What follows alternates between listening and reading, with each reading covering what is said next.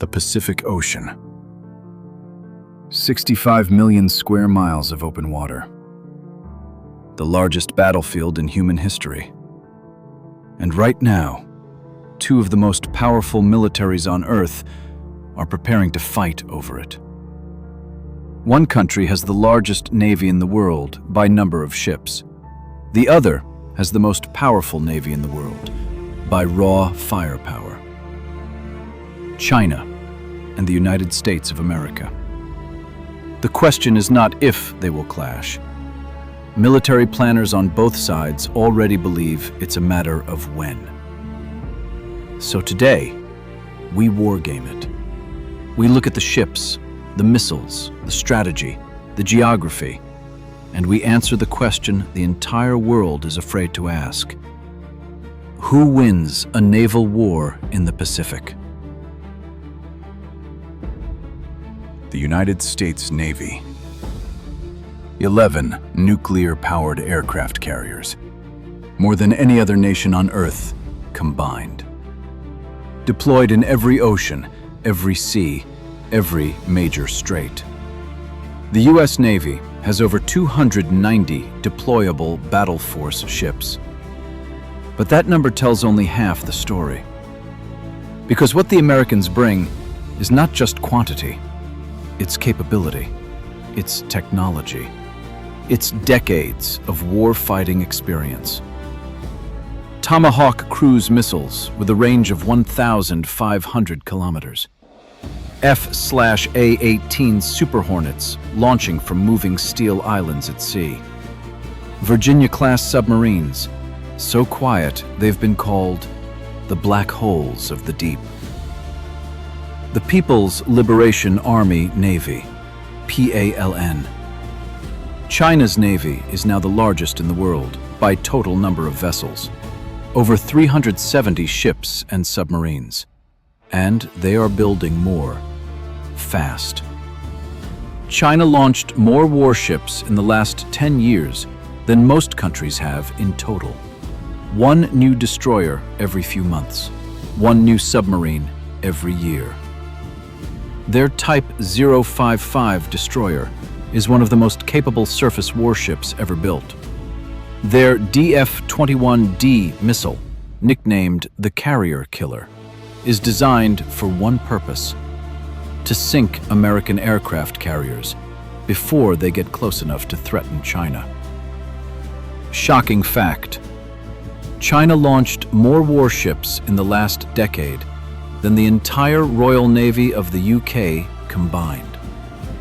The US Navy's ship count has actually declined since the Cold War. In any Pacific naval war, geography is everything.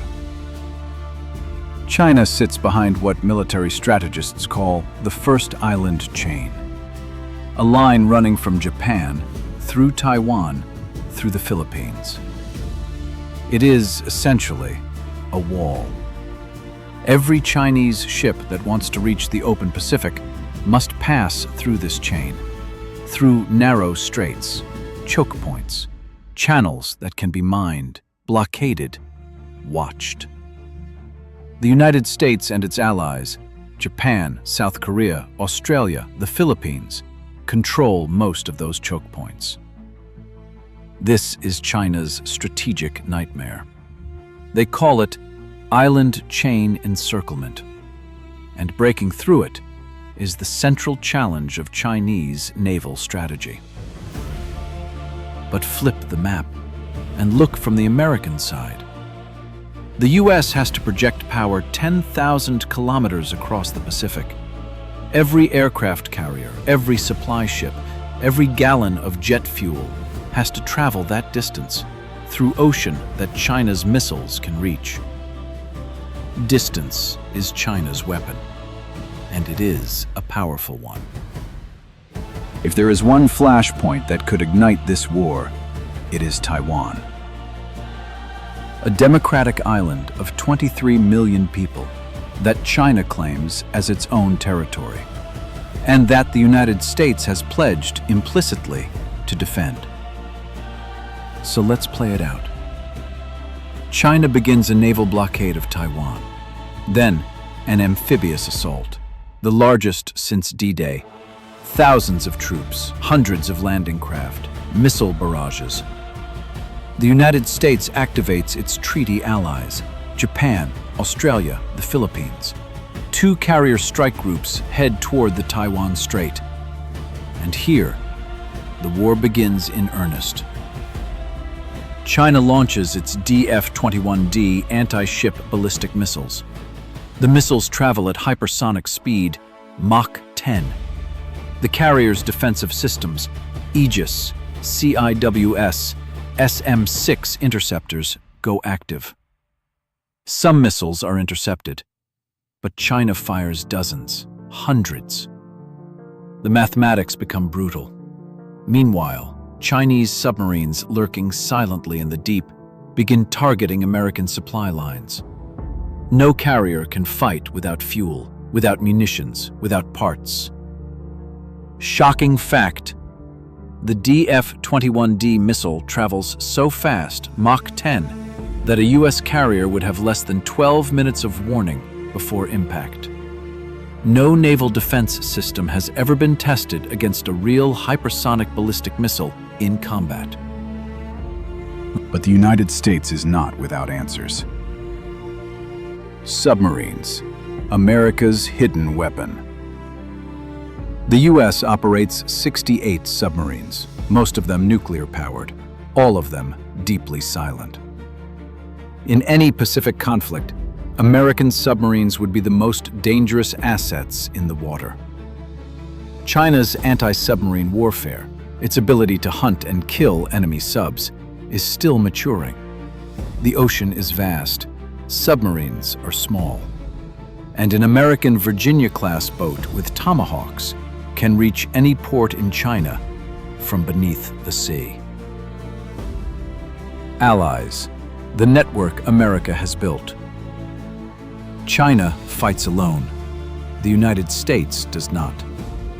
Japan has one of the most capable naval forces in Asia.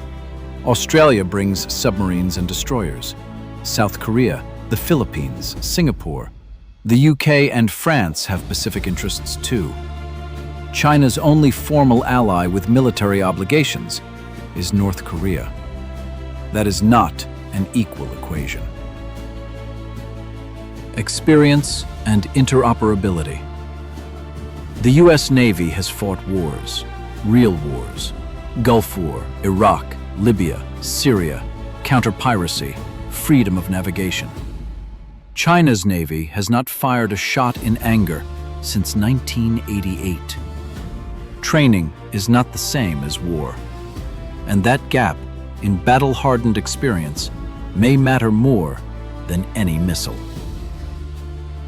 Home turf, the anti-access bubble.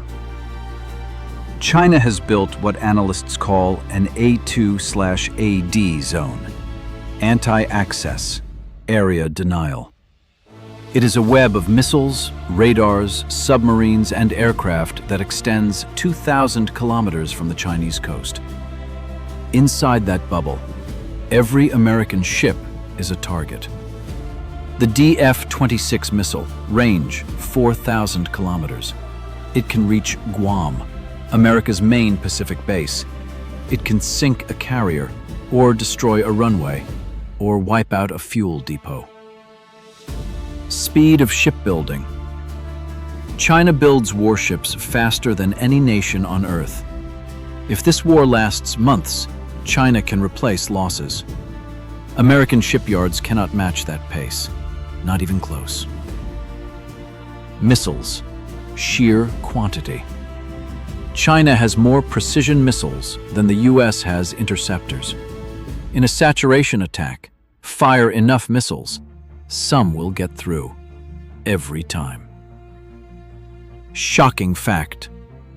In 2023 war games conducted by the CSIS think tank, the United States and its allies defeated a Chinese invasion of Taiwan, but at devastating cost. In most scenarios, the US lost 2 aircraft carriers, dozens of ships, and hundreds of aircraft within the first weeks of fighting. So, who wins? The honest answer is, it depends. If war breaks out close to China's coast, within the A2/AD bubble, China has significant advantages. Home ground, short supply lines, massive missile arsenals. American carriers would be at extreme risk. Losses would be historic.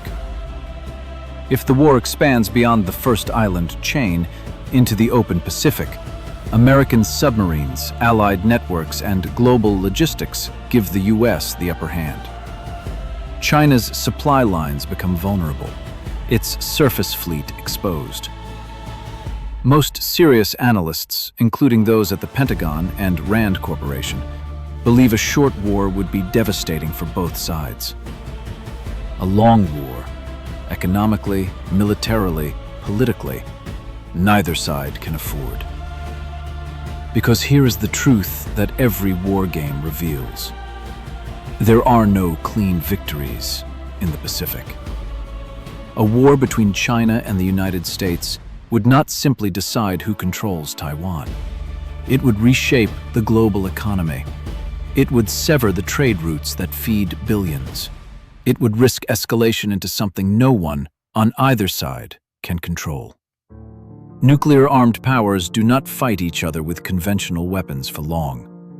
History knows this. Military planners know this. The question is, do the politicians? The Pacific was the graveyard of empires before. At Midway, at Leyte Gulf, at Guadalcanal, the ocean swallowed fleets whole. Today, the ships are bigger, the missiles faster, the stakes unimaginably higher. Two civilizations, two visions of the world order, two flags flying over the same waters. The war that hasn't happened yet is already shaping every alliance, every shipyard, every satellite in orbit. And the world is watching, waiting, hoping the question remains hypothetical. If this story moved you, you are watching war and military history, where every conflict has a cause, every border has a cost, and every war leaves something behind. Subscribe and stay with us, because history is never truly over.